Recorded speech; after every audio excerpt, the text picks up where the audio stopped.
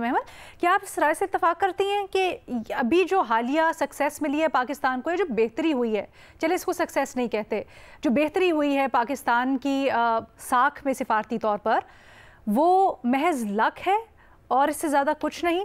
लेकिन फिर भी अगर ऐसा भी है तो पाकिस्तान को क्या करना चाहिए मज़ीद, इसका भी जवाब दीजिएगा।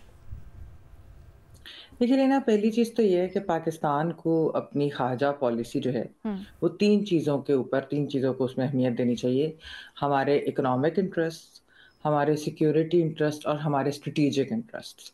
इन तीनों पे फ़ोकस करके इसी तरीके से हमें आगे बढ़ना चाहिए। अब आप देखिए रीना, इसको आप लक भी कह सकते हैं, लेकिन मैं ये ज़रूर कहूँगी कि इसके अंदर हमारी हुकूमत ने, हमारे पिछले वज़ीर-ए-ख़ारजा, इन वज़ीर-ए-ख़ारजा ने और उसके अलावा हमारे जो एस्टेब्लिशमेंट के भी लोग हैं, उन लोगों ने इसके ऊपर काफ़ी इन चीज़ों पे काम किया है, ख़ारजा महाज़ के ऊपर काफ़ी डिफरेंट चीज़ों से रिलेटेड।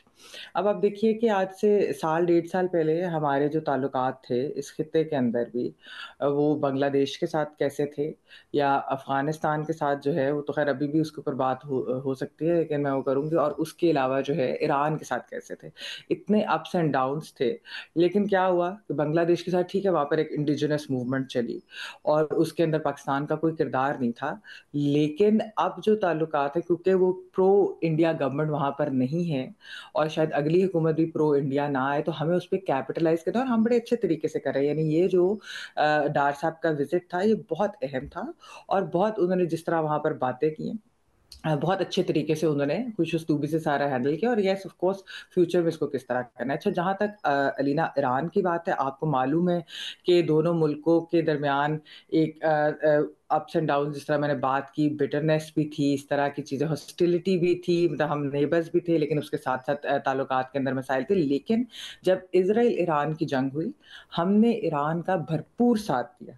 हमने बिल्कुल कि हमारे पास में उनके साथ किस किस्म के ताल्लुकात रहे हैं, सही है, नहीं है, हमने उनका साथ दिया। इस चीज़ से भी ईरान को ये रियलाइज़ हुआ कि खित्ते में उनके साथ अगर कोई खड़े, तो हम उनके नेबर उनके साथ खड़े हैं। ये भी एक बहुत बड़ी वजह है ताल्लुकात की इम्प्रूवमेंट की।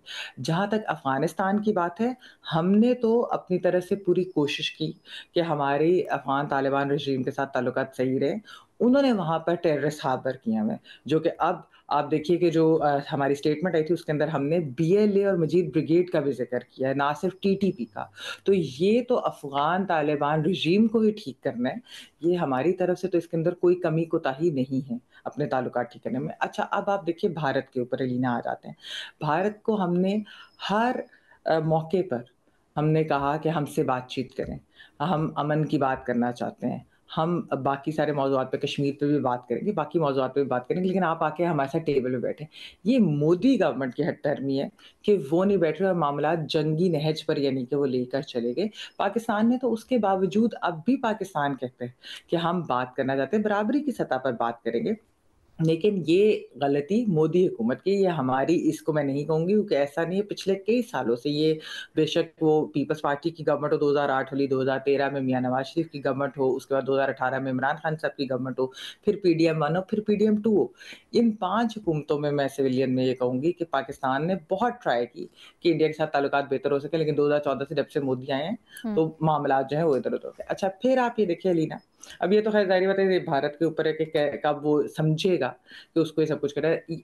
सार्क हमने देखा कि पाकिस्तान और इंडिया के ताल्लुकात की वजह से सार्क आगे नहीं बढ़ सका। बहुत ज़्यादा लोगों की उम्मीदें ठीक है। वाबस्ता थी कि शायद यूरोपियन यूनियन की नहज पे जिस तरह वो चलेगा। अब हमें ये चाहिए कि भारत की हेजेमनी तो अब लग रहा है कि इलाके में नहीं रही, खित्ते में नहीं रही। तो आप अपने न्यू ब्लॉक्स बनाएँ, अपने बायलैटरल रिलेशंस बनाएँ, आप ट्रेड के ऊपर, आप बाकी सारी चीज़ों के ऊपर जो है, आप बिल्कुल इसको आगे लेके चलें। फिर पाकिस्तान का अमेरिका और चीन के साथ जो मामलात हैं, हम्म। बहुत अच्छे चल रहे हैं और बड़े अच्छे तरीके से बैलेंस करके चल रहे हैं। हमें इसको भी कैपिटलाइज़ करना चाहिए अपने लिए और हमें इसको भी आगे लेके जाएँ। हमें इन सारी चीज़ों से एक चीज़ ये सीखनी भी चाहिए ना, कि एक तो जंग जो जीतता है, उसकी जो है वो एक पज़ीराई होती है, हम्म। उसकी एक इम्पोर्टेंस होती है। दूसरी, इकोनॉमिक स्टेबिलिटी हमें चाहिए, इकोनॉमिक ग्रोथ चाहिए, उसकी भी बहुत ज़्यादा पज़ीराई होती है और हमने देखा है, देखिए एक और चीज़ भी लिया है, इंडिया पाकिस्तान के इसके अंदर हमने स्टैंड भी लिया।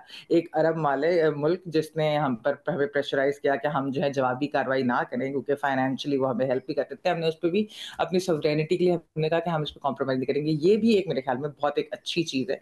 तो मैं इस पे भी पाकिस्तान को कहना चाहूँगी कि पाकिस्तान ने फ़िलहाल पिछले कुछ अरसे में बड़े अच्छे स्टैंड्स भी लिए हैं और एक और चीज़ कि हमने फ़लस्तीन के मामले पे कोई कॉम्प्रोमाइज़ नहीं किया और ना ही हमें कॉम्प्रोमाइज़ करना चाहिए।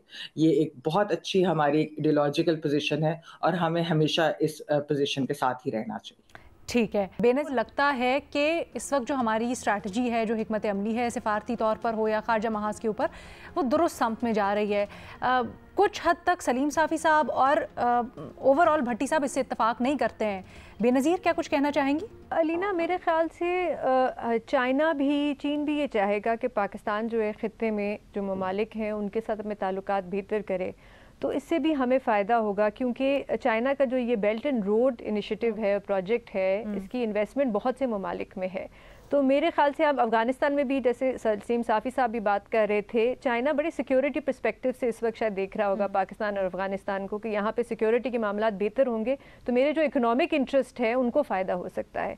तो मुझे लगता है इससे भी हमें कुछ फ़ायदा हो रहा है। लेकिन अपने क्या कहते हैं हमसाया ममालिक से बना के, रीजन से बना के इससे बेहतर क्या पॉलिसी हो सकती है। हम काफ़ी देर से कोशिश कर रहे हैं, आपको याद है पीपल्स पार्टी आप दोबारा से पॉलिसी का लफ्ज़ इस्तेमाल कर रही हैं। भट्टी साहब इससे इत्तेफाक नहीं करते, वो कहते हैं महज लक है।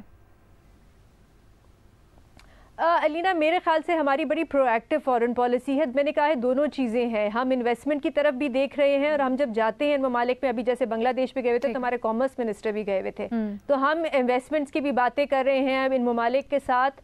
और थोड़ा बहुत लक भी है मेरे ख्याल से, इस बात पे मैं भट्टी साहब से इत्तेफाक करूंगी। और एक और बात भी जो उन्होंने कही कि जब तक हम अपनी मईशत नहीं ठीक करेंगे तो शायद इतना ज़्यादा हमें लॉन्ग टर्म में फ़ायदा नहीं होगा, क्योंकि दूसरे ममालिक भी अपना फ़ायदा देखते हैं कि आप यहाँ से हमें क्या अपॉर्चुनिटीज़ मिल सकती हैं। एब्सोल्युटली, बट उस लक को कैपिटलाइज करना, उस अपॉर्चुनिटी को कैश करना भी एक बड़ी बात होती है, विच अंडर द सर्कमस्टांसेस अभी नज़र तो आ रहा है, लेकिन आगे जाके देखते हैं क्या हम इसको सस्टेन कर सकते हैं।